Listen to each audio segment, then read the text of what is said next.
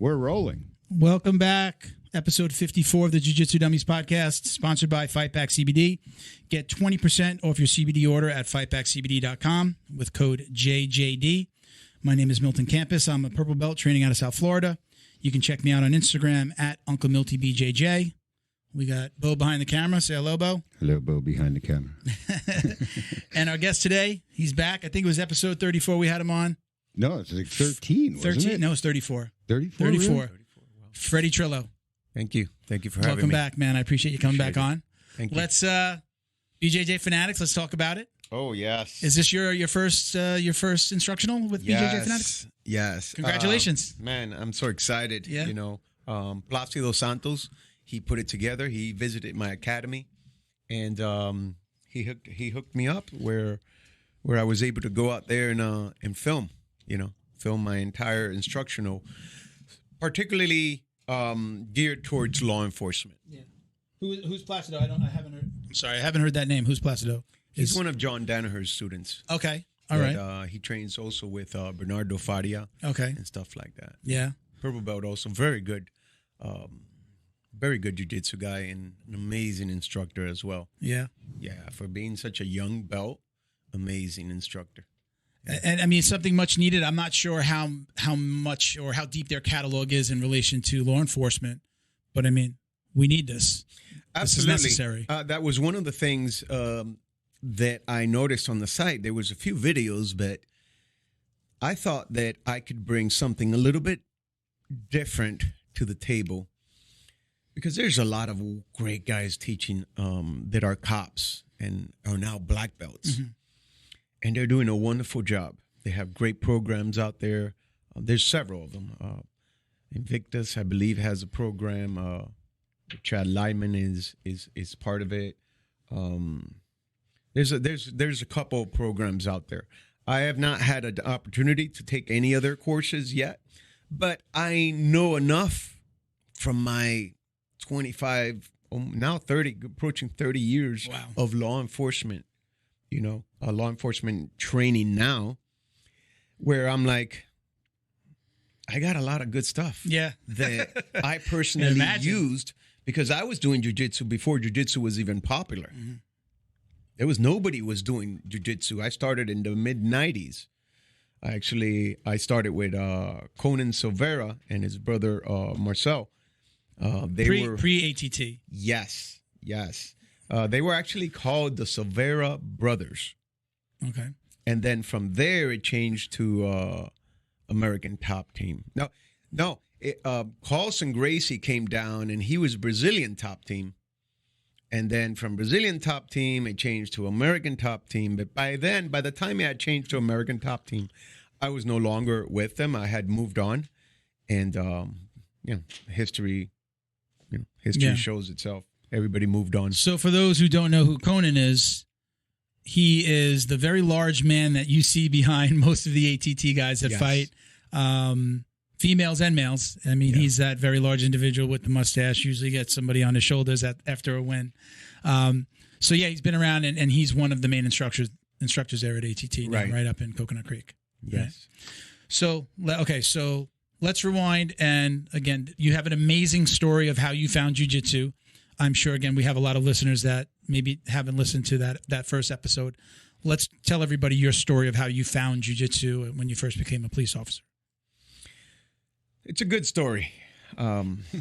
It's just a part of the story of. I don't want to get off topic so much, but we got plenty of time. You can go wherever you want. I'm actually thinking of writing a book. Okay. Because I go way back to the 80s. I go back to the cocaine cowboy era, Miami River Cops era. I've seen a lot of stuff. Yeah. I see of a lot the of Cocaine stuff. Cowboys keeps on coming up on my Netflix. Oh, it's right there. I've heard it's good. Dude, I got to check it out. I'm sitting there, and I'm watching this show, and I'm like, and there's a few guys in the recent show. There's another program. I'm not sure if it was Cocaine Cowboys, but it's a new show on Netflix where they had a special down here. They did a reenactment of crimes where the people got away with it. Okay. And it was in Miami in the 80s, 90s. and they use actual real people that were part of that crime scene. Wow. I think I know what you're talking about. They're doing stories. It's not just South Florida, right? It's just stories around the U.S., all crazy stuff. There's one about hockey, like some mobster buys his kid. Yeah, I don't know the name, but I've seen it. It's a really good show. It's popping up on my feed. And so I'm watching these guys, and I'm like, wait a minute.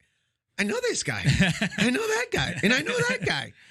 I didn't remember them because we knew each other, but I was in that environment, so I saw them. So we're talking bad guys, not bad guys. Yes. Okay. Not good guys. Bad guys.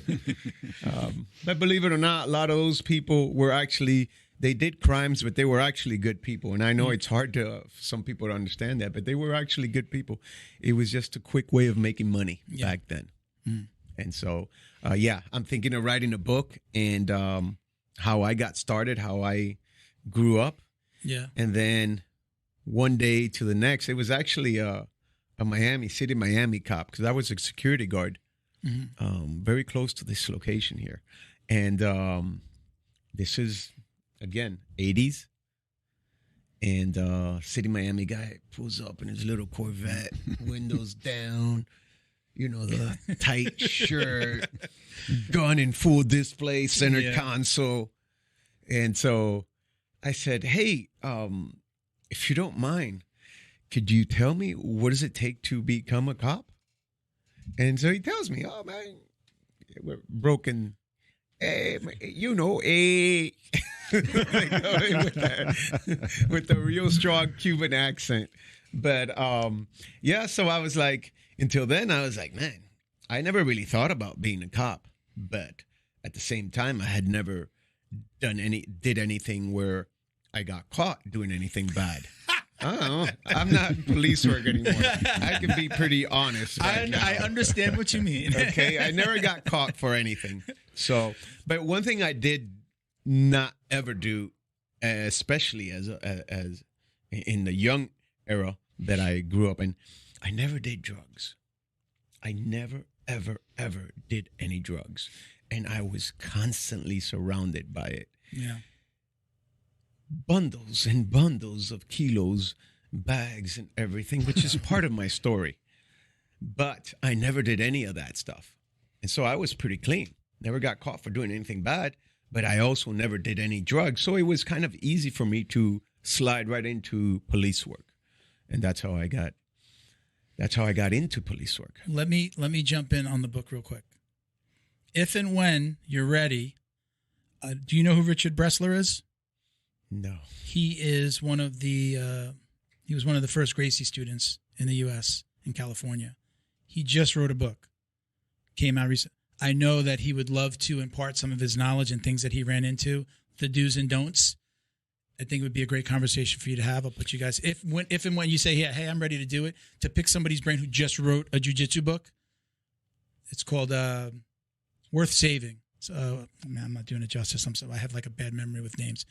But Richard Bressler, he just put out this book. It's amazing, just on the initial days of when he started in the garage training with the Gracies. I think I know who that guy is. I don't know him personally, but I think I saw something on YouTube about a guy that started, one of the first students, and he was training out of his garage, and he was giving his history on how it was. Worth Defending. I'm so sorry, Richard, that I got that wrong. Worth Defending is the name of the book. You schmuck. Yes.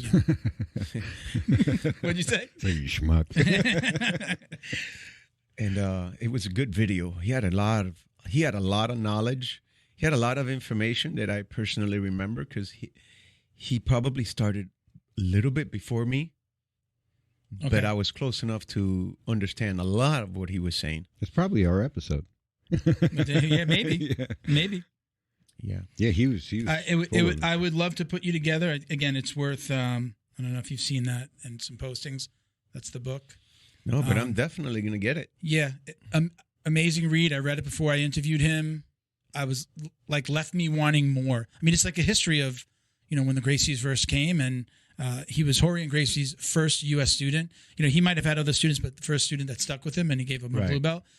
And Richard Bressler was with him right through the UFC, all the way through, and he still teaches jiu-jitsu out there in California. Amazing guy, and it was a great read. And I actually told him, like it left me wanting more. Like, when are you going to write another one? There's so much more here that blanks that you could fill in, but it's a great book. And he's super great with giving information. I think it would be a great conversation for you to have somebody that just did it, and he just recorded the audiobook. Definitely going to get with him because, like I said, I have a lot of knowledge on who I started with, Silveira Brothers. Then I switched over to the Valentes. And then now I'm under Professor Tom DeBlass. How did that come to be? How did that come to be? Because, he's all the way up in Jersey, right? Yes. So it's like, how do you guys come together? Well, I was, I had left the Valente brothers. And so for a couple of years, I was like solo. Mm-hmm. And you owned your school? I had my own school. I wanted to do my own thing. Okay. I think it was time to move on. And there was nothing bad. It was just time for me to move on and do create my own pathways. And so I moved on.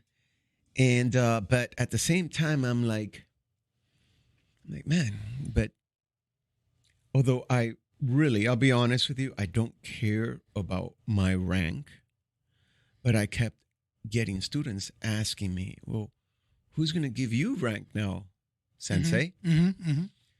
So I knew I had to find something.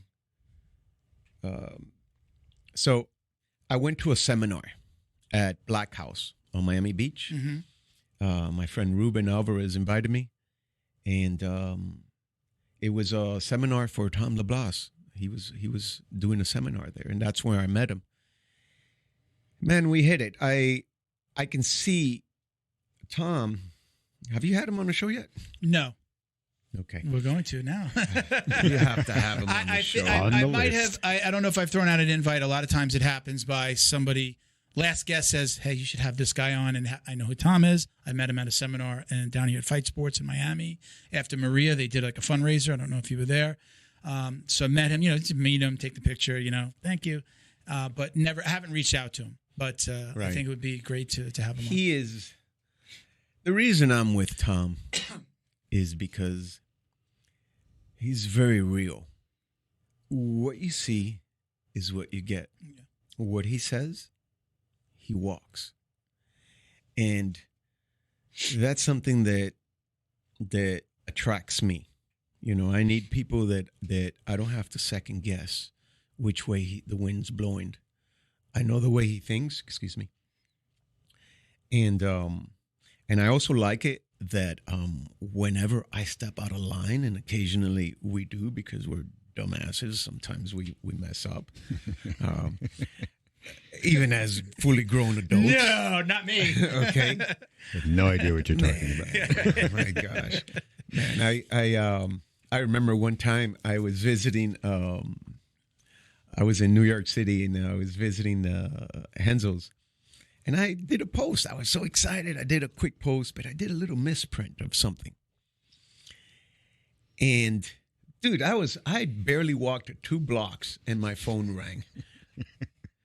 And he's like, what the F is that?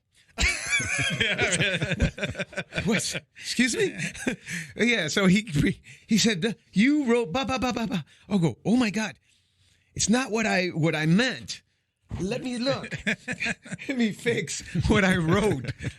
That sounds like what my wife does to me. Yes. Is not your. You are your. She's on me about that. So. She's your post patrol. Yes. So I'm not saying that he's extreme. I'm just saying that, whenever I step out of line, he'll call me right on the moment. He won't let you continue to make that mistake and really, because then you're throwing down the entire school, his name, brand, everything under the bus. So when you do things, you got to do them right. Be professional, be ready to kick ass, but be professional about it. And that's something that it's something that I appreciate and I'm attracted to. And that's why I'm under him. So you meet him at the seminar? Yes. You guys hit it off. How quickly was it like, hey, man, I'm looking for an affiliation? Or was it something that developed over years? Or was it like, hey, listen, man, I like you. I need an affiliation. What's the process? I think it was a pretty quick process. He was just getting started with a lot of the affiliations. So I was one of the first. Oh, cool. So that kind of helped get the ball rolling. And I'm very proud that I was one of the first ones and definitely the only one down here. And now I look at the numbers. I see how many affiliations he has. Places all over the place, all over the world. It's amazing. And he runs a tight ship. I mean, literally, anybody steps out of line, you get called out. You got to fix it or you're out. I'm always curious, and I've had this question, and I'm so glad we're talking about this. Is there a curriculum that comes from him, or do you have your own curriculum? Tom is one of the best when it comes to running affiliations. He doesn't jump on you. He doesn't tell you what you need to teach. Yeah. He does his judgment. He's not dumb. He's just not going to let anybody in. He's going to do his homework on you. Mm-hmm. He's going to check you out. He's going to see who you are. So he's a good judge of character for that part. And so he doesn't really force me. However, I am pretty much my guard game, my half guard is all Tom DeBlass. Okay. Really, it is. And my game changed completely because of him, especially when I went to visit him in New Jersey at his academy, Ocean County, BJJ. He called me out on he said, my jiu-jitsu is good, but there's a few things that I was not doing well that I could have done, that I could be doing much, much better. And he pointed out a lot of flaws that I had in my game that I wasn't even aware of because I was following an older system, an older style that I didn't see it from his view. And once he presented it from his view, I was like, you're right. I am messing up. I'm not doing this right. I need to change this. And so I feel that my game has developed tremendously because of that, particularly because of that half guard series. He has one of the best half guard instructionals out there. So this is my second question as it relates to affiliations. After all the stuff happened recently with the sexual assault allegations that were coming out, in my mind, as I started to see affiliates drop off from certain relationships, gyms going out on their own, I thought to myself, is the affiliate system broken? To be beholden, maybe is the word, to one, like somebody at the top could screw it up for everybody below, or a group of people, I should say, could screw something up, think something happens up here, and shit rolls downhill. Right. And I started to think, and I almost put it out as a post, been doing TikTok, so I was going to put it out as a post where people can like really respond and record something back. And then I held myself back from doing it. I'm a purple belt. I know the training side. I helped my first school do some, like helps with the kids' classes. And if he wasn't around, I'd open up the doors. But I was truly curious when I saw that happen. Is the affiliate system broken? Is it necessary to be tied to, again, now it's, Tom's great. Not every affiliate system is great. Right. I know people that just kind of like are a rent-a-name. You're higher than me, so I'm going to pay you X amount of dollars per month so that you can come and give me my stripe. That's all they need you for, because there's no curriculum coming down. I know somebody who doesn't even have a school who does it. Doesn't have a school, has a black belt, and he goes around to, not a lot, but goes around to his affiliates when it's time for them to get a stripe. Is that part? I think that feels broken to me, that part. I know Tom DeBlass is, he's on the Mount Rushmore of jiu-jitsu. He's definitely one of those guys. But is that broken for a situation like that? Isn't that broken? Man, that's a tough one.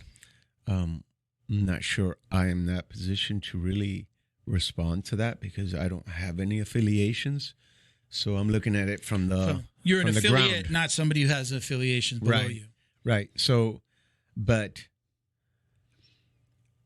I mean, man, to rent names. Wow, that's a. I'm using that term. I'm using that term. That can happen. Listen, I'm actually behind a stripe. Yeah. I don't care. Yeah. About the belts. I tell Bo, we've talked about that on the show a little bit. I'm in a place, I'm purple. I don't really care. I want the knowledge. Like, you're at this point where it's just like, the color doesn't matter anymore. 7 years in, to me, it doesn't mean 30 years in. Right. I have that feeling now. It's a reward. It's nice to have, but I could really care less what the color is right now. Really, I don't. If you ever see any of my pictures, I rarely ever, you'll see me wearing my belt with the actual rank on it. I just wear a regular black belt. Okay. Because to me, it's just, I don't live with a hat, with an ego about all my stripes or red belt. I can care less. I really do. Yeah. And I say that honestly. I don't care about belts. A belt means nothing outside of the academy. It's how you live yourself. It's how you guide yourself. It's how you conduct yourself. Be a professional stuff. There's so many things apply to that. So, and how many guys are great fighters and don't have any rank? Or you hear that he got his purple belt after that fight, or right? I mean, because they've been training MMA for years, probably doing more no-gi than anything, and they weren't part of the belt system. Right. I don't know that every gym who only does no-gi really worry about rank. I don't necessarily agree that issuing belts because they win, they're great fighters, or they're doing that in their prime. They're doing that when they're strong and athletic, and they can do a lot of stuff. But let's take all that away. Let's take all your physical attributes. Now you have to rely strictly on your technique. What's left? That's what you should be really judged on. Mm-hmm. Do you know the technique, yes or no? I mean, it helps to be strong. It really does. But it should boil down to the technique, At least that's the way I see it. So when going back to the affiliation thing, I can see where somebody at the top could bring the whole system down, but it could be the same from the bottom. You can have a little affiliation, mess it up, and now you're dragging. It's kind of what happened. Daddy's name into it. It happened both ways right now. It can. The bad boy down here, but that bad boy, I don't want to dismiss it. Somebody did something bad, very bad down here. It's very bad. It went up, but then the top also said, okay, handled it a certain way, and maybe not everybody agrees with it. And now it's going, yes, there's something bad happening on both sides, top and bottom. I think what happened was, and we're referring to those the sexual allegations with particular fight sports. Mm-hmm. I'm not going to talk about the incident itself. It was horrible what happened, but it could have been handled differently. And I feel that sometimes you let you're looking at, it's my friend. Let me try to help him out. I'm sorry. It comes a point where you need to protect the school. You need to protect the image. 1, 2, what's right is right. What's wrong is wrong. I don't care who you are. Any of my students, it could be my friend, does something like that with a student that's in particular underage, you are out. You are out. It's not even up for discussion. You're out. You have nothing to do with my name ever again. I'm sorry, but you crossed that line. And I tell people from day one, there's a line that you don't cross. So that's the way I see it. I mean, you just don't do stuff like that. Yeah, I mean, again, it's you can ruin the business. I think there's you're running a business, and in our world, that business, those people that are involved with your business become your family. But if you don't want something like this to happen, you have to disconnect and say, you've done something wrong. You can't be part of this anymore. You have to go. I might be able to see you over there and help you over there, but it can't be. I have children. I have women. I have family members. I can't have you here. And that shows not only good business sense, but I think you have a moral obligation to your students to not have that. Even if you believe, I want to help that person. I want to help them. They screwed up. They can't be part of my affiliation. But in my personal life, when I'm Clark Kent over there, I'm going to help you. but it can't be associated with. I could maybe see how that can happen, but bringing somebody in that has gotten in trouble and has admitted to wrongdoing into your home, your jiu-jitsu home, where there are other people who may not agree with you, then I think it's a poor business decision, and again, a poor moral decision.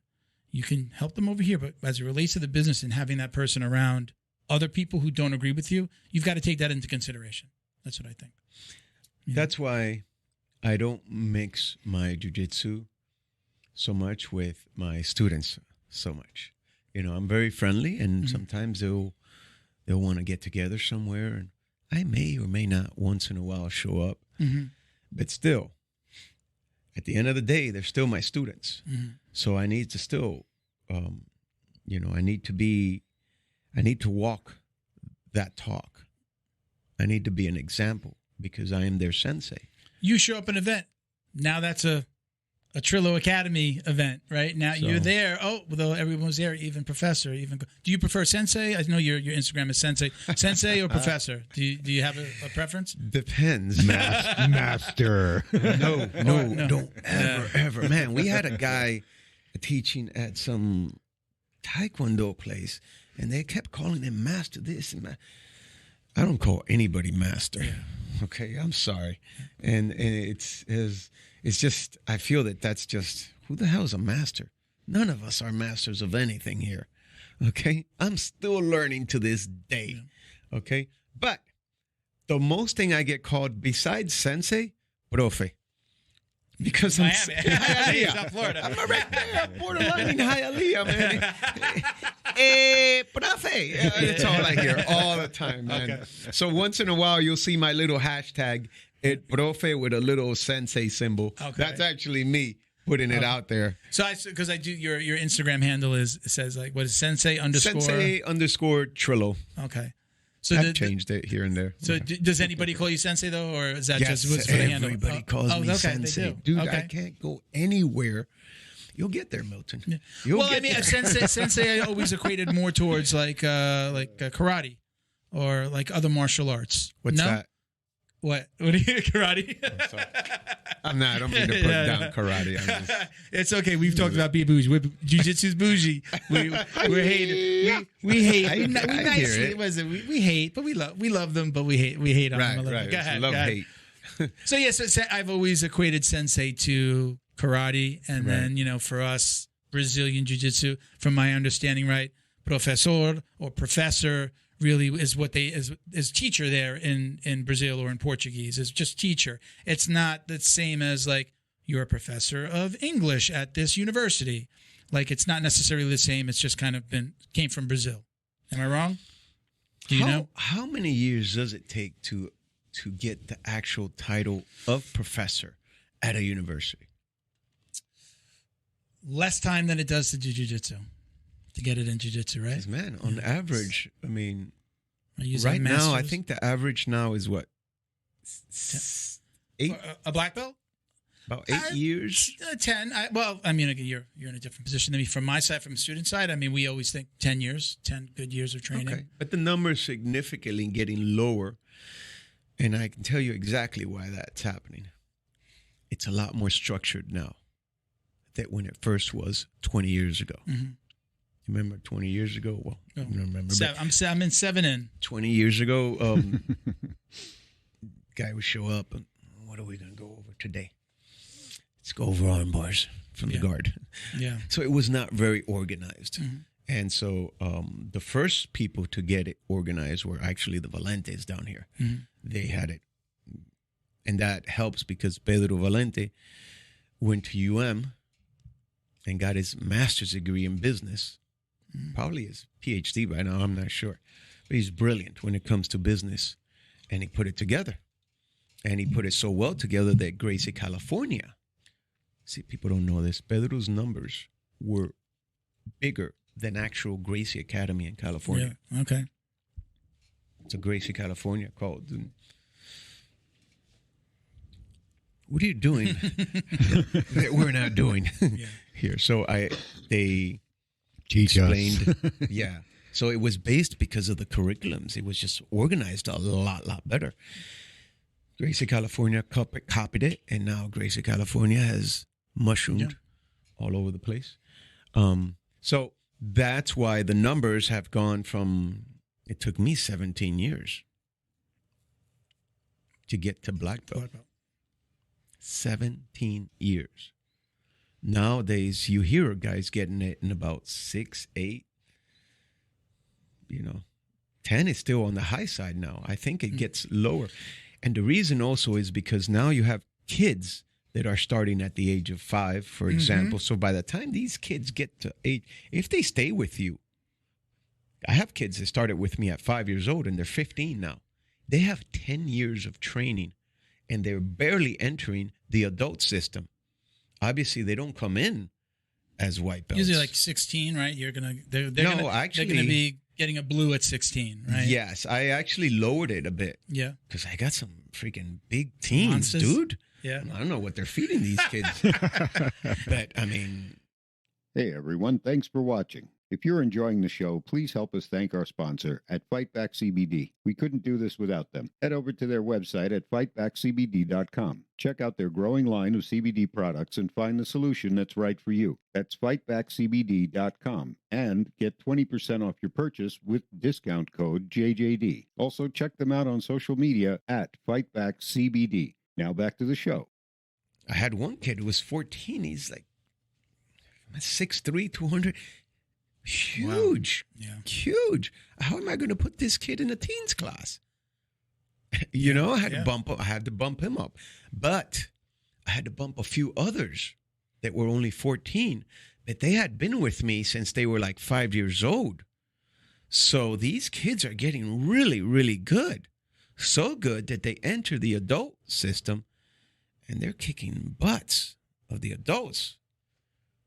So I have to kind of like tell the adults offhand, hey, listen, guys, you may see them young, but you've been training 2 years. He's been training 12. Yeah.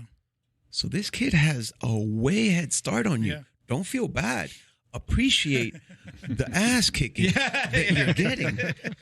And understand that it's not based on their size because you're still bigger and stronger than they are. They're beating you on pure technique. Yeah. That just shows you how powerful this technique is. Yeah. Let me do some. I'm going to come back to, I want to talk about the Gracies and as it relates to law enforcement, which is your specialty here. Let me just give some shout outs here. I'm off mic. Let me give some shout outs here to some of our sponsors. DD214 Fightwear at DD214_Fightwear. Gear for the war on PTSD. Get 15% off your online order at DD214BJJ.com. Warriors Next Adventure, they're a veteran nonprofit helping veterans overcome PTSD through recreational therapy. You can donate anytime at warriorsnextadventure.com. A huge shout out to Flow and Roll. I got my Flow and Roll t-shirt on today. Got some gifts over here for you guys too from Flow and Roll later on.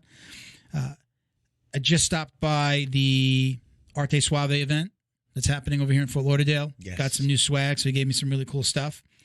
But I always tell everybody, Flow and Roll, gym owner, academy owner, he does awesome kits, custom gear. It's amazing. His artist is ridiculous. So huge shout out to Flow and Roll at flow_n_roll on Instagram. Get 20% off your online t-shirt, rash guard, or gi order with code JJD at flowandroll.com. Alrighty. Don't forget to like, comment, subscribe, and share wherever you're watching or listening. If you're watching us on YouTube, don't forget to click the bell. You'll get notifications each time we launch new videos. All right? All right. Back to the show. Back to the show. So you mentioned the Gracies. What do you think about this huge push that, and I don't want to say they're at the forefront because I don't know if there's anybody else that's been doing it that I don't know of.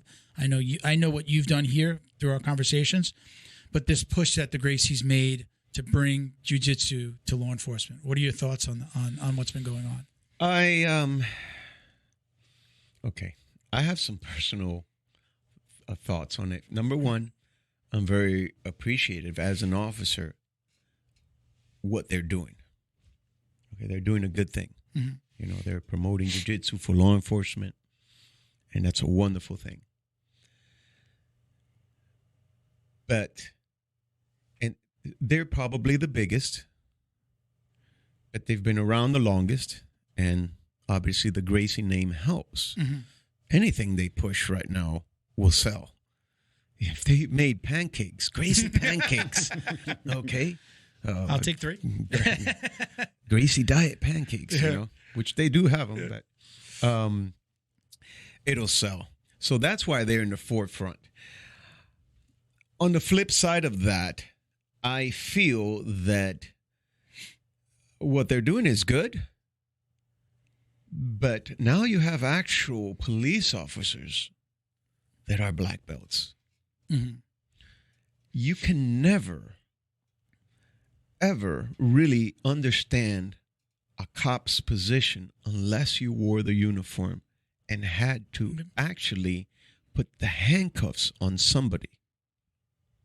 Okay? Gotcha. And only another cop would know that. There's so much to it. And that's not just the Gracies, but there's other places where, they're doing a good job. They're teaching cops. But you got to understand that not everything in jiu-jitsu could be taught to cops because they can't use, I would say, 95% of jiu-jitsu. They can't use it. Well, either they're not allowed. They're not allowed. It's just not like, I'm not going to arm bar a set, like, probably not. I'm not saying that you couldn't be in that position. That's what you mean, right? Not allowed, right? Or it just doesn't make sense. Both of those things, right? Both. Okay. Arm bars are allowed, but really, I mean, you don't really see that in law enforcement. It's not a smart thing to do. If you put your leg in front of somebody, first of all, there's no tapping in a street fight. There's no tapping. Yeah. What the hell is that? The guy's not going to tap. You're going to have to physically dislocate his entire arm, and he's still going to keep fighting. Yeah. Number 2, you put your foot in front of his face, you corner a rat, he's going to bite you. Yeah. So now whatever he has, you have. Mm-hmm. Okay, it's not worth, the juice not worth the squeeze. Mm-hmm. Okay? So when I see guys teaching arm bars, I'm like, dude, I can tell this guy's never been in law enforcement because a real cop wouldn't be teaching that. You don't teach that stuff. What do you teach in law enforcement? I'll tell you what I teach because I just did the video. And and I have guys. This is like my 3rd podcast in the last week for law enforcement and stuff because of the video instructional came out. But surprisingly, my instructional is extremely simple. I don't teach any violence in my instructional. If you're watching this, get my instructional. What's the name? Grappling. Well, it's on BJJ Fanatics. You have to go to that site to purchase it. And it's I call it grapple control techniques for law enforcement. Okay. I not teaching any violence in that instructional. I keep it extremely simple. If you look at fighting, let's look at UFC. That's the closest thing we can that we have for fighting, MMA. What are the 3 most common, statistically, the high percentage takedowns you see in fighting in general? Single leg. Single leg. Right. Double leg. Double leg. Yeah, because of the guillotines a little less. So, no, maybe that's not true. Double leg. And usually like I've got your back, gonna sit you down type of body situation. Locks. Okay, body locks. Body locks. Those are the 3 most common takedowns. I got them all right. You had it. Just didn't have the name. The name is different. Yeah, the position. He's bad with names. So those are the 3 takedowns that I really, really push in my law enforcement seminars and in this instructional. Mm-hmm. Single leg, double leg, body lock. All 3 of them combine. And there's no particular order. You can go from body lock to double leg to single to double leg, back to body lock, back to single. You could do it from the standing. You could do it front body lock, back body lock. You could do it from the ground. You see it mostly in grappling, sport grappling, jiu-jitsu matches where you can pick up that single if you're like in a butterfly position and the guy's standing over you. You can pick up the leg It can start off with the single. It could turn to the double. It could turn into the body lock. I use the exact same approach for law enforcement. And that's how I tailor all of those 3 takedowns. A lot of body locks, particularly from the back, because it's hard to body lock, fold somebody from the front. That's where you're going to get the most of your resistance. So in the instructional, I'll show one from the front, but most of them are transitioning to the back. You're safer in the back. Mm-hmm. You have, and you have a lot more options from the back. So yeah, I teach those body locks, and I teach a lot of kimodas. Now, I don't call them kimodas in the instructional because you don't really have that word kimoda in law enforcement. It doesn't translate well. It doesn't translate well. I actually call it a double wrist control because that's what you are doing, double wristing each other. Okay, figure 4, what have you. I kept it simple, double wrist control, leading to handcuffing. Mm-hmm. And I think that's even easier. And I mentioned it like that because, again, I know what law enforcement, the brass up top is looking for. You have to be very detailed and articulate a name for everything. You can't just say the subject was resisting arrest, so I kimoto'd him. The hell is that? Huh? First of all, it's not going to make it past the sergeant. Kim who? The sergeant's going to look at that. So who the hell's Kim? Where did she come from? That's hilarious. you know? And then it's not going to sound good in court, because they're going to read that in the courtroom in front of the judge. Could you demonstrate that, sir? Yes. What's a kimota?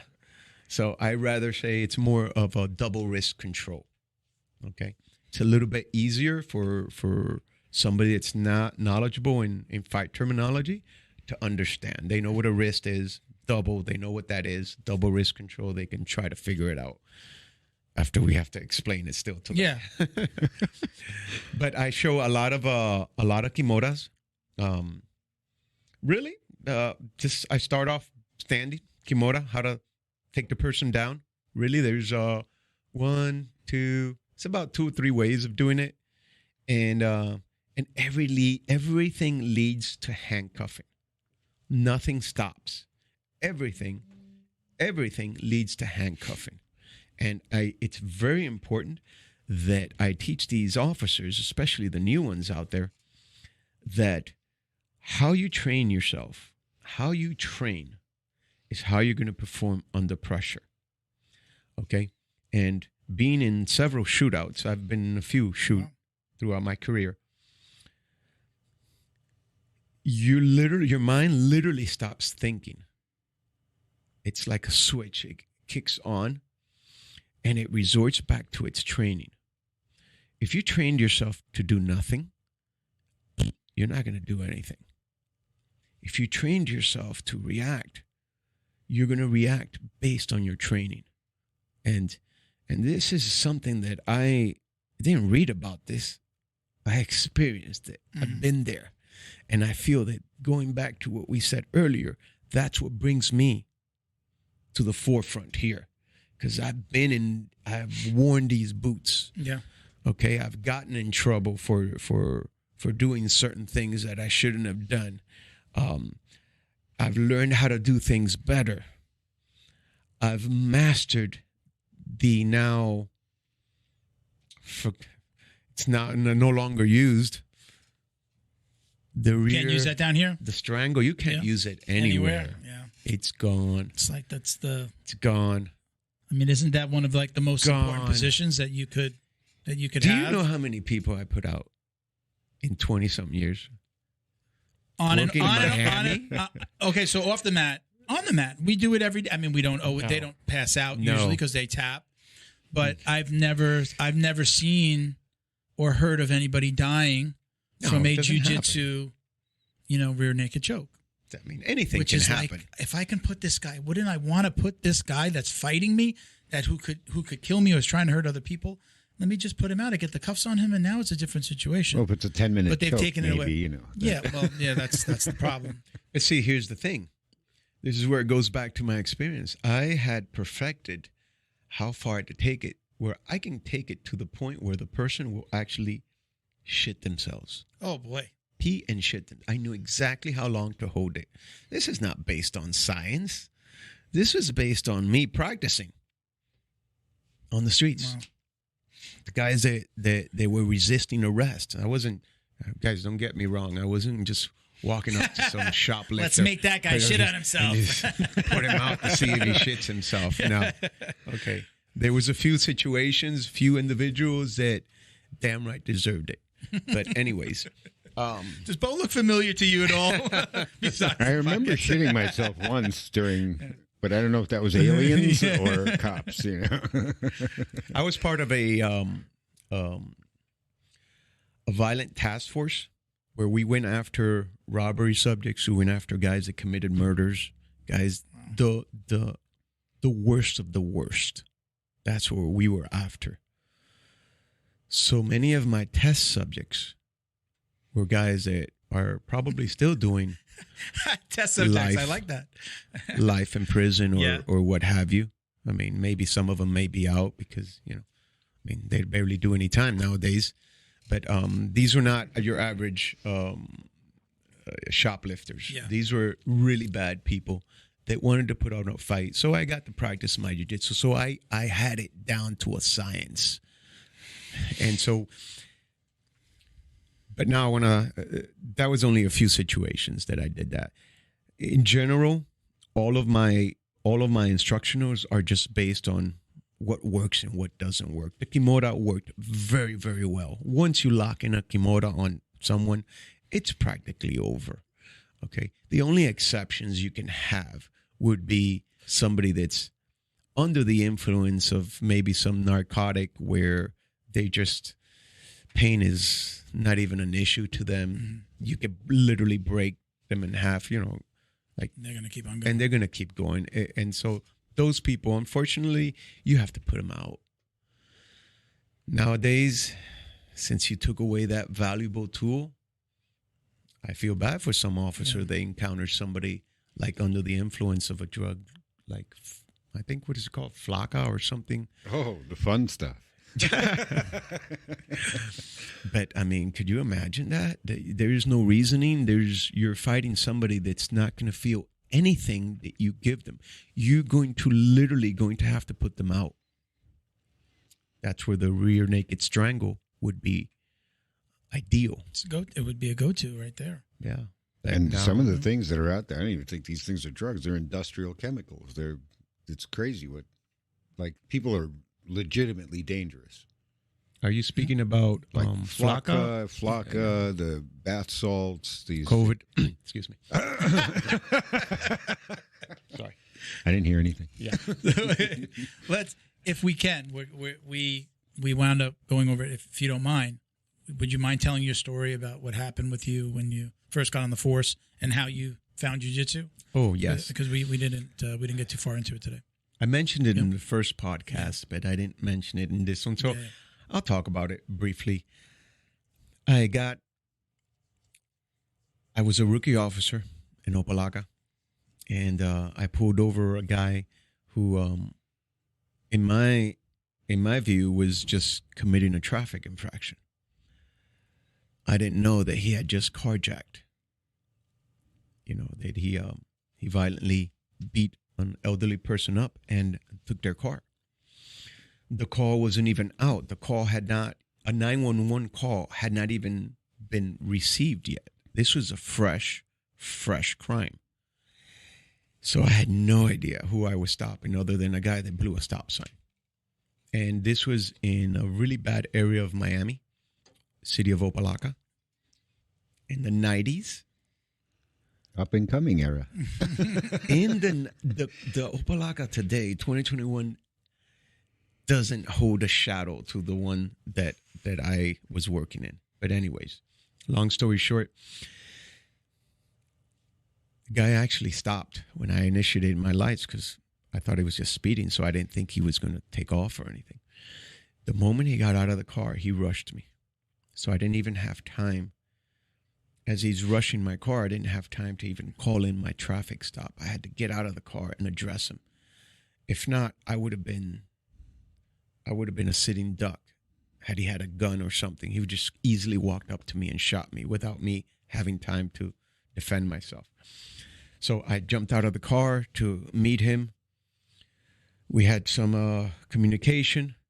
He rushed me, picked me up, slammed me on the ground, and he mounted me.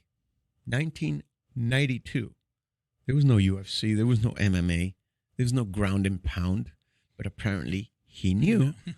Apparently that's the practice in prison. He had just been out of prison. Guy was rigged. And he mounted me and just went to work. And I was 22 years old, and I was a gazelle. I was in shape. I could do I was in very good shape. And I used to box back then. I used to box at Tropical Park. So I had good hands. And then I had just graduated from the police academy a few months prior to that. So I thought I was ready until I met him. I was going to say, at 22, when I was 22, I thought I knew it all. Yes. I thought I could, nothing could stop me. And now when I think back to 22, I'm like, I was a freaking I was a kid. I was a child still. As almost 50, I was a child. So I can imagine, again, being in that position. Again, you think we know ready to go. Full of testosterone, we think we know it. The world, has its way of letting you know. But that's how I got. The guy just destroyed me. He practically tried to kill me. He grabbed my radio, threw it over a fence, grabbed my handcuffs, threw the handcuffs over the fence. He was trying to rip the gun out of my holster, but he couldn't get it out because I had a safety holster.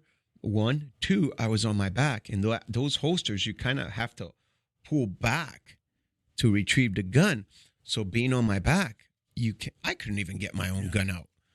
Imagine him being from the mount position. So that did save my life. And I just, I remember I bear hugged him because I didn't know how to get him off of me. I did not know. I didn't know. So I just bear hugged him. And I just kept looking up at the sky. And I always say this, it comes a point where, you start thinking, I cannot believe this is actually happening to me.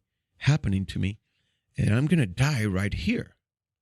I honestly believed I was going to die right there. What more was it left? The guy's trying to take my gun to kill me. He's strangling me with his hands. He's trying to bite me. I have blood everywhere. I barely see out my eyes, but I can see the sky, and I'm like, I can't believe that this is happening to me. And I know that's the exact same thought that many that are no longer with us experienced prior to leaving. I can't believe this is happening to us. And let me tell you, nothing matters to you at that moment. Your car payments, your overtime, you're late for something. Nothing matters except you're thinking, why is this happening? I can't believe it's happening. Why can't I stop this from happening? And so I knew, obviously I made it through that incident. And it was a few years later when I found jiu-jitsu. And the moment I took my first jiu-jitsu lesson, I remember that I used to live in Kendall. Some listeners may not know, but from Kendall to downtown Miami, it's about 20 miles, I would say. It should be what? 30-minute drive? Mm-hmm. Yeah. You think 30, 40-minute drive. It would take you, if you leave Kendall in the morning, anywhere after 7 a.m., you probably get to downtown Miami around 9:30, 10. 2.5 hour, 3 hour drive just to get there. So when I found my jiu-jitsu school, it was in downtown Miami and I lived in Kendall. But because I almost lost my life. I knew that this is exactly what I needed. Worth every second. Worth every second of travel to get there. And I would do that, man, 5 days a week. Every single day I would go and do that 2-hour commute. And I would work the midnight shift. So as soon as I get out, I'd go home real quick, change, and then go straight over there. That's how much it meant to me. So I did that for a few years, and then they moved to Miami Beach. And so that no longer could I just go there. Now I had to go even further to Miami Beach. So I started doing that for a while.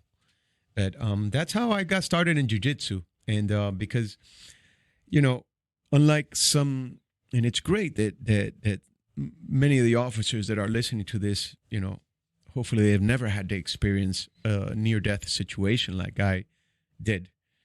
But that's why I never stopped, because I see so many officers. Officers are lazy, number one. That's flat out going to say it.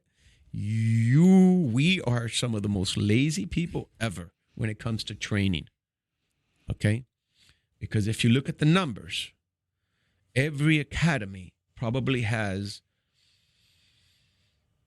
I would say, a high number here, 40 students for every one cop that trains jiu-jitsu. Okay. Fair. And it's probably more. The ratio of regular citizens to cops training. Yeah. I know in my school, I know who the police officers are. And our that's cops a good number. It's probably 1 out of 50. And our cops are our first line of defense here locally. So they should be out training all jiu-jitsu. So when I see them not wanting to train, or they start and they get laxico, and man, I know it's because they've never been in my shoes. Because if you were in my shoes, all that overtime, all that is worth crap if you don't have a life. What was the continuing ed requirements, physical ed, when you were coming up? Was there any physical education requirements, any physical fitness tests that you had to pass, or continuing ed that was required when you were in the force? To get hired. To get hired, but again, the continuing ed afterwards. No, I don't think of any departments has anything after. Even now? Even now. I mentioned this on the last show. I don't know if you know who Zezinho is. Yes. He's a black belt under Ricardo Laborio, right? You go back. You might. I don't know if you ever trained with him. I mean, he was an American top team. You mentioned Conan. I mentioned to him that because where he is now, he's on a police force. He actually came to my seminar. Okay. I did a seminar at City Miami. He did mention you. That's right. Yeah. We didn't train, but he took my seminar. Yes, he did mention. Yes.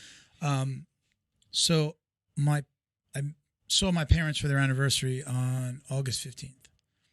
And I talk about my father was a cop. I talk about him so much on the show. I bring that up. And I always mention that I don't remember him ever having to do any continuing education, any continuing physical education. So when I was there with him at the Hard Rock, I said, I'm always talking about this. I don't remember growing up you having to do anything. Did you? He says, no, there was nothing other than having to get certified, shooting. So what would be the term? You have to certify. They call it annual. An annual certification for your gun. There was never anything as it relates to physical education. And he was on 23 years. So, and that was he was the New York City Transit Police before it all became NYPD. Nothing, ever. And that always baffles me. And it's that big cop, the cop walking the beat with the gut hanging over. It's like, what is he really going to do other than something with his gun? How is he going to really police properly if that person isn't made to stay in good physical shape, right? We wouldn't let our military do that, right? You wouldn't let somebody in the military do that. Why are we letting, not in every department, but, the department, people that I've spoken to, there is no requirements for physical, for your physical fitness. Problem. Yes. the system's broken. Yeah. It is. So, now, as someone who trains, right, you still run classes, you still go and train at the academy? Do you still, you mentioned the one that you were. Yes, I still do a lot of seminars all the time. Seminars. Do you go to, so are you're working for police departments? You'll come in and do like a very specific training? Yes. Okay. Yes. They, I'm still reserved, but I'm any day now, I'm just about to turn my stuff because I rarely do anything at all. Is it when with reserve? Do they have to call you in? Once in a while, once a month, I go in. I do a few hours. Okay. I was doing it in the beginning because I wanted to still stay up to date with what they're doing. Mm-hmm. But now I'm pretty much getting to the point where I'm just ready to completely move on and move into the next phase of my life, which is completely, dedicating myself to teaching at my academy and building up my students and stuff. That's great. Yeah. Good place to be. Oh, yeah. I love it. Absolutely. You put in your time, too, right? But, yeah, the system is broken when it comes to that. It's getting slowly fixed in terms of applying jiu-jitsu. I mean, there's a lot more jiu-jitsu nowadays being taught than there was 20 years ago when I first started teaching jiu-jitsu at the academy. Literally fighting a mountain. I had to change so many mindsets. But what's happening now is that you have more people training jiu-jitsu that have been doing jiu-jitsu for a while. These young people are getting hired in police departments. And so they're slowly moving up the ranks. And so they have some jiu-jitsu knowledge, so they see the importance. So they're helping push changing jiu-jitsu. It from the inside. Yes, we're changing it from the inside slowly. I knew this was going to happen. And now here's the next thing. And if it keeps going in the direction that I feel it's going, we're going to have a much better prepared police department in the future. Officers. Mm-hmm. Because at least what I'm doing with the local departments down here, man, we really are implementing a lot of jiu-jitsu from the academy level. When the moment they first start the academy to become a police officer, there's still quite a few techniques that are being taught that are very old, ancient, and should not be used at all. But, progress is being made. We are implementing little stuff, little by little. But here's how it changes. If you can develop a good curriculum at the academy level, the academy lasts about 9 months to a year.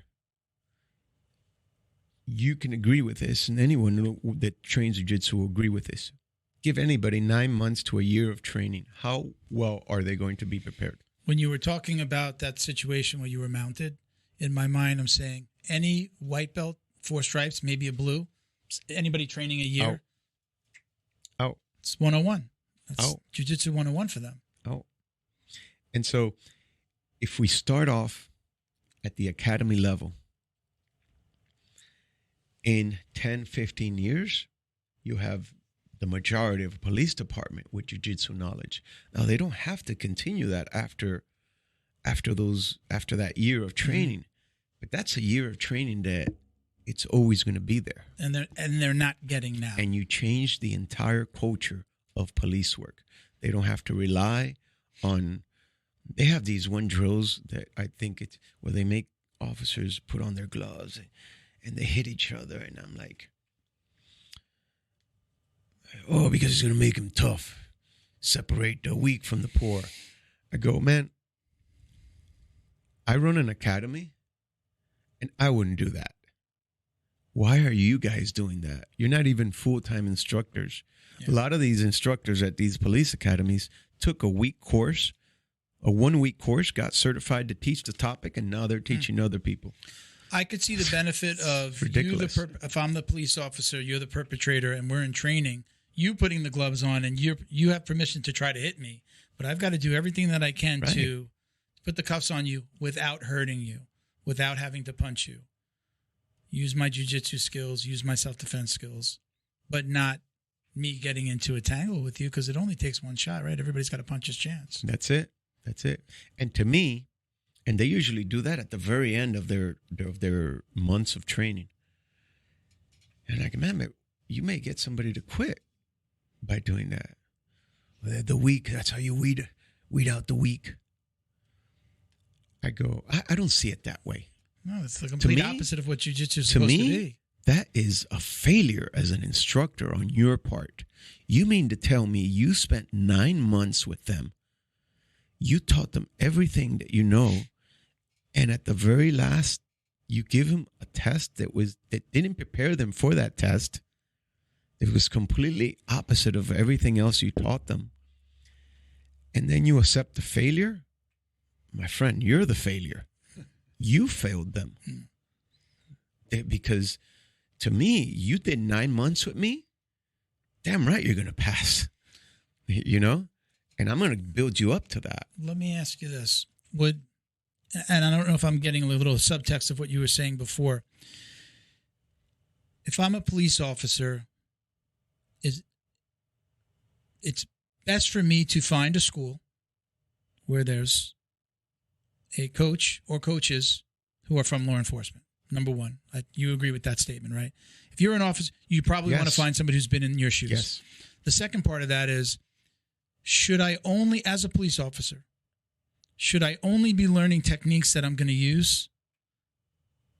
And do things that might get me into trouble, or like the arm bar, like would I maybe make the mistake of doing something that I shouldn't do because I'm used to rolling with my hobbyists and, maybe for a competition, but now I'm using something, right? Because the invisible jiu-jitsu, right? I just moved to something and it's like, holy shit, why do I have this guy's arm like this? This guy, he can bite me, he can get out, right? Would you recommend that somebody go to a jiu-jitsu school no matter what, or absolutely seek out law enforcement training as it relates, jiu-jitsu classes as it relates to law enforcement only? No. Does that make sense? Right? No, I think it's important to, if you're training just to be a police officer, then it would be probably wise to go train with somebody that's a police officer and is teaching you, because he's going to guide you and he's going, okay, this is what you're really going to be using. Mm-hmm. But at the same time, if you don't have that around you, can you get that same training at any jiu-jitsu academy? Of course you can. When I got my training, I wasn't taught by cops. There was no cops. It was all Brazilians back then. All Brazilians. Yeah. Okay. But I think that's where common sense, which is sometimes not common, but common sense would at least guided me on what I can and can't do in a situation. It was just, I don't know, it registered to me. So that's what I tell my students, and I tell everyone, even my civilians, the majority of my students. I'll tell them, I said, dudes, we're not dumb here, but if you get in a fight in Walmart, for example, seems like everything is happening at Walmart. But you get into my feed is full of Walmart fights. You get attacked or what have you. You got to understand, can you finish? Could you hurt somebody with an armbar? Yes. Is Joe, like I would say, Joe, do you really think that you put somebody in an armbar that's never seen this in this life, that they're actually going to stop just because you're cranking it? They're not. They're not. It's not a smart thing. What would be a better tactic? Just take full control of their back and put them out. Bingo. There you go. Get to their back. Because if you could take them down, you mount them, they're all going to give you the back. Mm-hmm. They all turn. Yeah, you have to. Once you turn. If you don't know, you have to. Yeah, once they turn, you put them out. There's no real need to go overboard. But the true warriors, the true disciplined jiu-jitsu people, they don't go overboard. They do. I mean, I think Ryan Hall got into a fight a couple years ago. In the restaurant? Right? Yeah. What did he do? He just held the guy. Took him down and mounted him. What about, there was another guy, the UFC, the guy from New Jersey. Oh my gosh. He fought in the UFC. He's one of Henzo's black belts also. Oh my gosh. But anyway, he won the UFC in 1 year. That guy's a little badass. Yeah. You know. He got into the same situation. I think he mounted somebody. Didn't lay one hit or anything. Could have destroyed the guy. Yeah. There's no need for it. It is so simple in an actual fight. I tell people all the time, it's literally like you're playing with a child. The most resistance you'll get is in the beginning, 30 seconds. Give them 30 seconds. Weather the storm for 30 seconds. It's over. They're going to walk into whatever position you want them. They're going to get tired. They're going to get tired. Get frustrated. It's over. And they're basically going to just. And that's why. And that's why I tell everybody from my experience, I didn't have to use fancy wrist locks. I didn't have to use pressure points. I didn't have to do anything except if I got my hands on you, I was going to take you down. Easy single, double, body lock, take you down. I'm going to mount you. I know what you're going to do. You're not going to try to hit me because people realize real quick, hitting from their backs, it's not advantageous. They have no advantage to that. So the first thing they're going to try to do is push you off. When they see that's not successful, they're going to turn to their knees, turtle position, and stand up. Try to stand up. Try to stand up. And you know this because every instructor is going to tell you this. Every good jiu-jitsu instructor is going to tell you, it's going to show you this. You let them turn over, you take the back, and they want to take a nap in the middle of a fight. So we're not going to be rude. What do you think? I hope you saw this video where jiu-jitsu student got out of his car to help a police officer that was trying to hold some. And look, that police officer, he looked jacked, and he couldn't subdue or get the cuffs on. Looked like he was maybe drunk. An older suspect on the ground, and this civilian gets out, who wound up knowing jiu-jitsu, gets out to help. What are your thoughts on a civilian coming into a situation where you might be getting the worst end of this altercation? That's a tricky one. On the surface, I could tell you that the guy did a good thing. Mm-hmm. He really helped that officer out. Mm-hmm. At the same time, I understand the unwillingness of many to want to jump in a situation where there's law enforcement involved. Mm-hmm.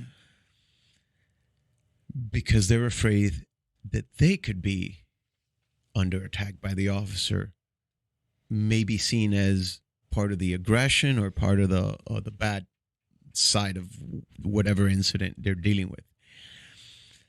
And I can see the hesitancy on that part. So, yes, they have to. Anybody that I know that before I would get involved in something like that, I would verbally identify myself. Officer, I am here to help you. If you need me to help you, I see you need help. Do you want me to help you out? Get that verbal okay. Mm-hmm. And then be careful when the other officers show up. They don't think that you're Exactly. That you're attacking the officer and you get bulldozed over. And I think that part of it, that's the fear of why people are hesitant to join in. That's one side of it. Mm-hmm. The other side is you may have some people that just won't do anything. The first and only thing they'll do is pull out their phones to record it. Yeah. They'll record an entire homicide before they even get involved. The world we live in. The world we live in, exactly. And that is, Well, you're either a warrior or a cameraman. Yeah. So from the officer's standpoint, though, if that's you, do you invite that? Are you okay with that happening? Oh, yes. As long as they do the things that you just said, or, you want to help. Let's go back to my situation. Yeah. I'm on the ground there in Opalaka. Guy's trying to kill me. Yeah. To me, anybody they would have offered help would have been a voice of God. Yeah, yeah. Okay. Because I don't see anything except help. So if an officer, and if I see that the officer is even at a point where he can't even respond, maybe he's even knocked out, and it's just him and that guy, hell yeah, I'm taking that guy out. I am. Okay. I'm gonna do what I got to do to save his life. Yeah. But yeah, it's a tricky situation. Try to verbalize and identify your intentions before you just get involved, because it could be bad. Well, speaking of the 70s and 80s, back then, people started with the whole lawsuits thing. So if you got hurt or you saw somebody, needing help, and you get involved, and then all of a sudden you find yourself in a lawsuit because you got involved, that person got hurt, and now they're suing you, and so and so. So people then became very hesitant of like getting involved. Yeah. So it's the old, my house is getting robbed, and he slips on a banana peel in your house, and he sues you. You're robbing me. That's still and the now case. You sue me, right? I mean, that was still a the thing, case right? now. Yeah, This is what they're talking about on the news a lot, where you hear, why are the criminals getting so much more benefit than the police or the homeowner or the Yeah. You have no idea the battles that we have with the department heads that decide what officers can and can't do. It's like the bad guys have so much more rights, they can do anything, and they keep taking stuff away from the cops to the point where you got some places that cops are literally afraid to go hands-on, because I think New York's out of control. Yeah, that's a shit show out there. It's is so unfortunate to those poor officers there. In South Florida, is a rear naked choke a fireable offense? Would you, it's me or him, and it's going to be, if I know jiu-jitsu, I'm a police officer, I know jiu-jitsu, it's going to be me. Is that a fireable offense? Do you know? Listen, if your life's on the line and you're about to get killed, you do what you got to do to survive. Deal with the paperwork later. Mm-hmm. Explain it later. I usually use an example. Nobody teaches you how to hit someone over the head with a chair. To learn. But if that's all you had to defend yourself, you do it. And then you justify by explaining why you did what you did. Yeah. So can you get fired? You can get fired for anything. Will it hold up? Probably not. Will not hold up through arbitration if you had a justified reason for doing what you did. Okay.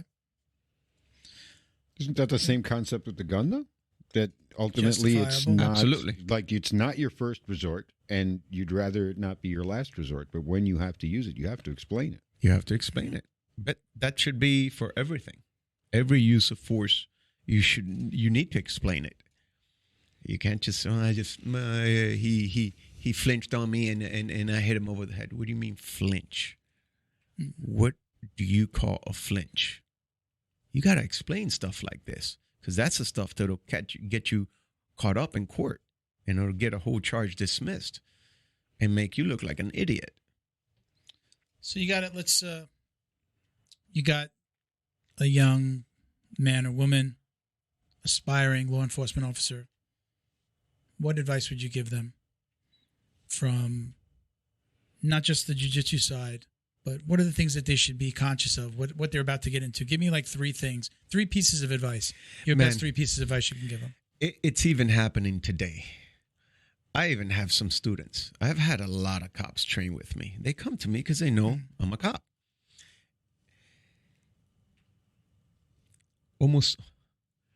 If I had 10 cops, let's give you a number. If I had 10 cops, 10 people that came to me, they were not cops. They became cops with some help through me sometimes. I don't recommend everybody that walks through my door, but I'm a pretty good judge of character and stuff. But let's say I had 10 people that started with me before they were cops, became cops. If I have 2 of them that are still training, it's too much. They stop training. They all All of them. They'll be back. They'll be back. But the thing is that they all fall into this trap. They're young. They start making some money. They put on that uniform. So 20, you're in your early 20s. Still a kid. You're still a kid. You put on that uniform. You see the attention it brings. You walk everywhere. Badass syndrome. People are always looking at you, whether they like you, hate you. They're always looking at you. You feel important. You feel like you're somebody. You start making some little extra jobs here and there, some overtime. It starts kicking in. Oh, making more money, more money. You get caught up and you fall into the same trap that all of us fell into. And I tell them, because when they go to become a cop, I say, I'll see you in a few years. Oh, no, I'm coming back. You already know. I already know. No, I'm coming back. No, you're not. You'll be back in about 3 or 4 years. When things simmer down or something bad happens to you, you'll be back.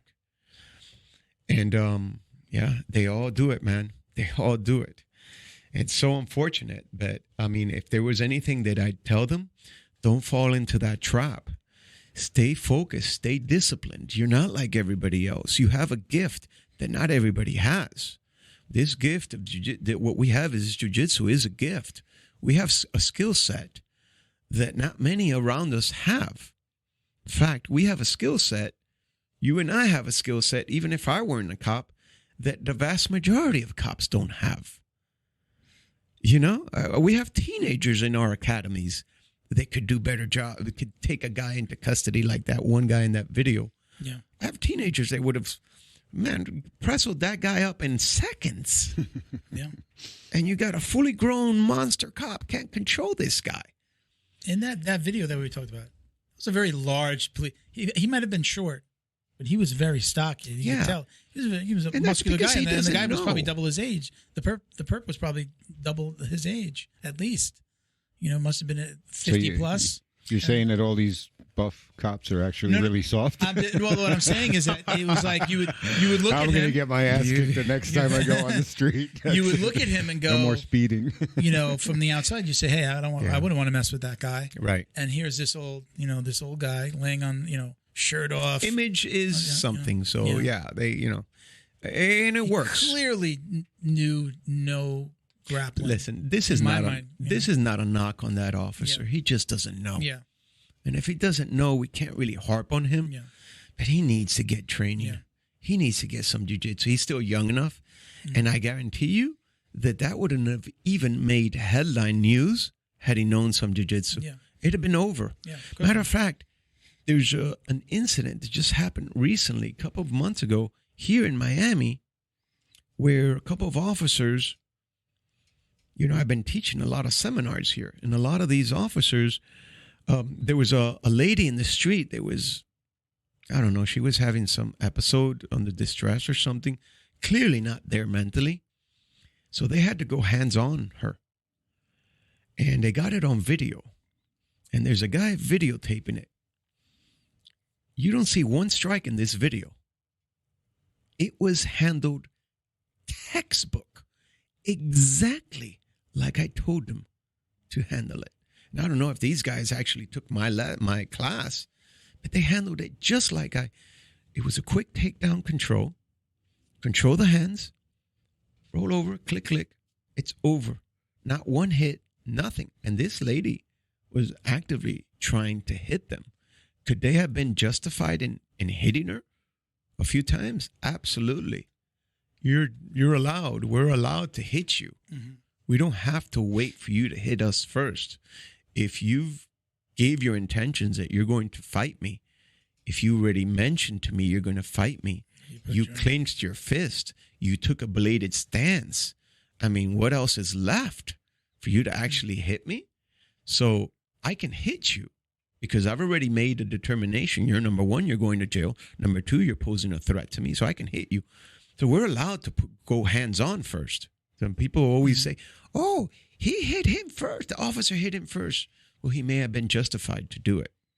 Some people don't realize that. But anyways, they didn't hit this lady. And you probably didn't hear about it because it didn't make news, and it was recorded and it was put on social media. But because there was no violence to it, it made no news. And that's exactly what I'm trying to push out there for all departments to do, all officers to do. Follow these lessons that follow these jiu-jitsu lessons that you can get at your local academy, or even better, in my video instructional. There you go. Brought it home. Yeah, what is that again? Give the links again. Yeah. Yeah, we'll put the link in the description for Perfect. both Perfect. the sound and on YouTube. Yes. So very cool. All right, listen, I'm going to show a couple things. Hang out with me for a second. We got some cool stuff. Let's show this real quick. That brings back bad memories. College or what? Elementary. Oh, really? This is a big boy here. You got all. Let me get this out of the way, Bo. So this is from a listener who approached me. You can find this. His name is Patrick Sablin. I think I'm saying his name right. You can find him at @thistribalguy_. Just centered under you. Yeah, I'm Right gonna. under you. That's I'm nice. gonna put this It'll down. fit under the mic. There you go. Can you see all that, Bo? That is nice. Yeah. And he's hand draw a Like little bit So- more to your right. To your right. Whoop. To your right. To your right. There you go. There you go. All right. Very cool. So Very Patrick nice. approached me and he said, "Listen, I want to do a paddle for you." And he told me, says basically, there's meaning behind everything that he can draw on a paddle like this, right? So I wanted to do something for the podcast, but he can do it where you give him your history, like your story of your life. And these paddles are meant to be like the history of either a person or, again, I'll go out on a limb here and say like a tribe, right? And all of these designs mean something. I asked him to do something for the podcast specifically, so he redrew our logo, he painted it out, and this is what we got. I had not seen the size of this in relation to a human being, so I didn't know it was this big. I thought it was like a small paddle, maybe like half the size. A coffee stirrer. Because I saw it on a table, like on just a picture of it without any context for size, and then I got it in the mail. I was like, wow. And I think it's amazing. Patrick, thank you very much. Again, at @thistribalguy_ on Instagram. Go check him out. I'm going to show some other things that he's sent us in coming episodes. They do some really cool jewelry, necklaces with all tribal kinds of stuff. He sent us some T-shirts that we'll wear on the show as well. But awesome. I thought this was amazing. So we're going to we're going to figure out a way to keep this in the studio. I think I'm going to put it here for right now. Well, you could discipline guests with that. Oh my gosh, this goes back to you have a bad paddle story? Oh, this goes back to my elementary days. Yeah. When I was in elementary, we used to get paddled. Really? Oh, nowadays they'll put a principal in jail for that. But yeah, right. My principal back then, man, he had one with my name on it. You're that bad, huh? Oh, I was. So what does a bad kid do? Become a cop. Yeah. Butt cheek marks on it. It's funny. I can't wait to get to that story when I write that book, because some people say, well, what made you such a great cop? Bad kid. The paddle. The paddle, I knew both sides. It's called Ghetto Sensibility. I got a coffee mug for you. Oh, man. Thank you so much for joining us. You the second time. You could say you came on the show and got mugged. I am so happy you gave me this. I dropped the first one. Did I give you one? You had one already? Yes. Okay, awesome. Oh, good. I'm glad. You should have let me know. I'm glad I got one. I've got a very cool hat, black belt hat, man. from Flow and Roll. Yes. Right? Very cool. You got that, Flow and Bo? Roll Very does nice. that one? Yep. I got Yep. that. Yep. That's great. Very cool. It's a nice little. Right? My Flow and colors, Roll too. is the shit, man. Flow and Roll's got great stuff. Man. Flow and Roll. These are my colors, red and black. Love So it. do they call that they call this gesture hang loose in This is the because that's hang loose in surfer talk. yeah, that's like a Hawaiian thing. Yeah. What is it called? Shaka. Oh, is This it? is called the shaka. Oh, okay. Like I think Hawaiians would call this the shaka. I think Brazilians hijacked it because there's a surfing culture involved with jiu-jitsu, and this became a thing. This Right. guy surfed. Always at the beach surfing. I didn't know Brazilians Little sticker were for you. hijackers. Awesome. I didn't know Brazilians were hijackers. Hijack. You're an idiot. I It's got my you job, a man. It's my job. we got a jiu-jitsu man, dummies nice. t-shirt. Right. Nice. Cool. Very yeah. cool. Look Excellent. familiar on the Yeah, of on the course. sleeve there. Right Matches here. the tattoo. Right? Yeah. We got the kanji symbols. Yeah. All right, here you go.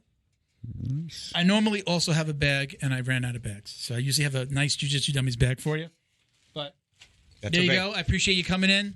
Enjoy that. So we're gonna go with plastic later, just a regular plastic What's bag that? from Walgreens, or Thanks, Bo. I just plugged Walgreens. This one, Bo, this one's for you. I just stopped by and saw Flow and Roll. Got you a medium. Cool. Flow and roll. On the back. Here, chuck it over Run and your knock mouth. everything down. And find out. Whoa. That's perfect for you, Bo. Oh, dude, I'm getting my ass kicked for sure. Flow and Roll. You can get these on the Flow and Roll. Flowandroll.com. All right. I'm going to wear that and be a big I got lots of other goodies I'll be sprinkling into some of the next big episodes. mouth wearing this. Let me give a couple of quick shout outs and we'll wrap it up. Just a little housekeeping here, everybody. Shout out to our Patreon podcast patrons, including the newest gym sponsor, Carlson Gracie Winter Haven in Winter Haven, Florida. CGWinterhaven.com, at Carlson Gracie _Winter Haven on Instagram. Also, Carlson Gracie Broward County in North Lauderdale, CarlsonGracieBrowardCounty.com, and at Carlson Gracie Broward County. We had Big J on. Yep. Shout outs to Big J. John Way Martial Arts in Plantation, Florida, JohnWayMartialArts.com, at John Way Martial Arts. Individual sponsors include Jebediah Berra, Robert Walker, Frank House, Boa Athletics. You can check them out at BOA_athletics on IG. Michael Pixley Jr., Jason Smiley, Britt Tavar. She works with Fight Back CBD. What's up, Britt? What up, Britt? CJ Carroll, Mission 22, doing good things in the veteran community. Chuck Reddoor and Roberto Santiago. If you'd like to support the show, you can visit patreon.com/Jiu-Jitsu Dummies. Join and you're automatically entered to win up to $100 in Jiu-Jitsu swag every single month. It might be stuff from our podcast store, some of the stuff you see here, or some Fight Back CBD. Check out at Jiu-Jitsu Dummies on Instagram for all the ways to watch, listen, and support. You can donate to our scholarship program where we award one-year scholarships to amazing kids. We're going to stick with kids right now with everything that's gone on in the Jiu-Jitsu community. We want to help more kids find better Jiu-Jitsu schools, okay, where they can feel safe and empowered. Check out the podcast store at jiu-jitsudummies.shop, 15% off with code JJD. We've got ranked rash guards, tees, backpacks, coffee mugs, stuff you've seen here. We want to thank the We Defy Foundation. We're going to their gala in in Dallas next Thursday. We want to thank them for all they do to support the veteran and the jiu-jitsu community. And for those of you who don't know already, they provide therapeutic relief to disabled combat veterans through jiu-jitsu. You can check them out on Instagram at We Defy Foundation, or you could donate anytime on their website at wedefyfoundation.org. Last but not least, Fight Back CBD. Get 20% off your CBD order at fightbackcbd.com with code JJD. You want to say hello, thank you, shout outs to anybody? Well, thank you for having me. Oh, I really always. appreciate it. You've always got a place here whenever you want to come on. Man, you and Bo, you guys are wonderful. Thank you, man. I appreciate you you having thank me. you. Thank you, man. And so put those links so they can BJJ Fanatics. BJJ Fanatics, but you can also find me on YouTube. Freddie, just put in Trillo Jiu-Jitsu Academy or I also have it. I found you easy. I follow you. Okay. Everything pops up for me. Everything pops up. Good, bad, everything. Right? Once you follow, right? We say click the bell and you get an alert every time you put up a video. Yeah. All right? Yeah, so What's your IG again? Your Instagram? Sensei_Trillo. There you go. Easy to find, everybody. I'm at Uncle Milty BJJ on IG. Again, at Jiu-Jitsu Dummies on IG. I'm usually the guy that's going to answer most of the questions there. Appreciate you guys watching and listening. Thank you so much. Us. We out. Woo. Very cool.